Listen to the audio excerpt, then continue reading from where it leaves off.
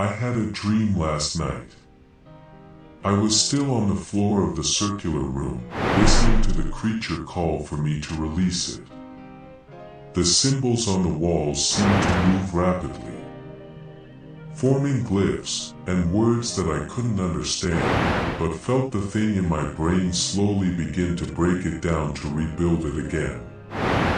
As I closed my eyes to try and drown out the pain, I heard a loud bang.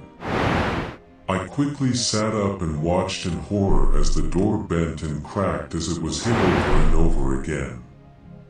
It sounded like hundreds of fists were pounding on the door all at once before, with a deafening crash, the door caved in. I noticed this door no longer led to the hallway where the smoke beasts were. Just beyond the door frame lay the steps to the basement. I looked quickly for the creature that had just broken down the door. All I saw, though, were the steps leading down into the inky black abyss that made up the basement. I tried to back away from the door, but I felt the thing in my head lock my body into place, forcing me to present myself before whatever just broke the door down. I tried to look away, but my eyes were kept open. I saw movement. It was quick. I thought it was my imagination, but I kept seeing it. The darkness was moving. It was not a shadow, but the form of the beast as it slowly moved its way from its prison. It crawled towards me. No, it walked, ran, flew. It appeared before me. I saw it do all these simultaneously, and yet none of these at the same time. The darkness towered over me. I tried to see what it looked like, but just as its shape started to form, I woke up. I woke up with a gasp, trying to inhale as much oxygen as I could. It felt like all the air had been sucked from my lungs. I tried to breathe, but it felt like there was a weight pressing down on my chest, only allowing me small gasps.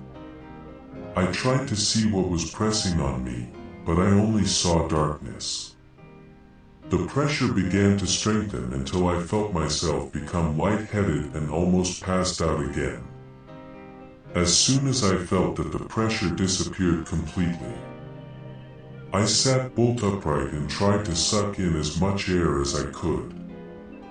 I felt a burning on my chest. I looked and saw that in the middle of my chest, burned through my shirt and onto my bare skin, was a symbol. It was a crescent shape connected to a stalk with two lines coming from it. I immediately thought it looked kind of like a flower, but my mind gave me the image of what it truly represented. A being. The being from my dream.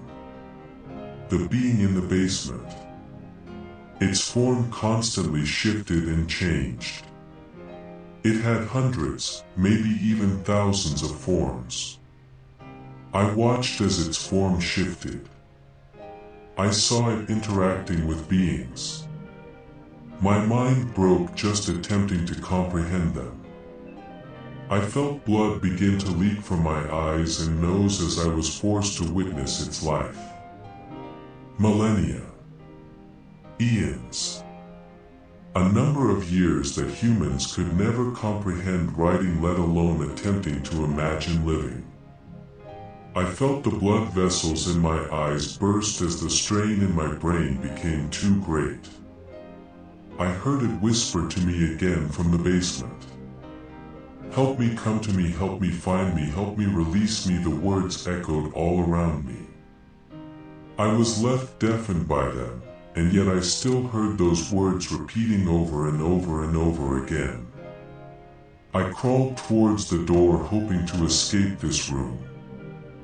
I wanted the monsters outside to take me and kill me before this being, this god, finally destroyed my essence and consumed me. I reached for the handle and realized in pure dread and horror that the house had changed again. The door handle I touched was no longer the one that took me to the hallway. I immediately recognized the door to the basement. "Come to me," I heard it. Just beyond the door. "Find me," I trembled in fear as I realized what I must do. "Release me, I am writing this to tell you all that I must go into the basement. I have no choice. I shall either find a way to stop it, or I will sadly doom this realm by releasing a deity neither I nor anyone else can truly comprehend. If I can stop it, I will attempt to let everyone know. However, I have accepted this as mine and everyone else's." End.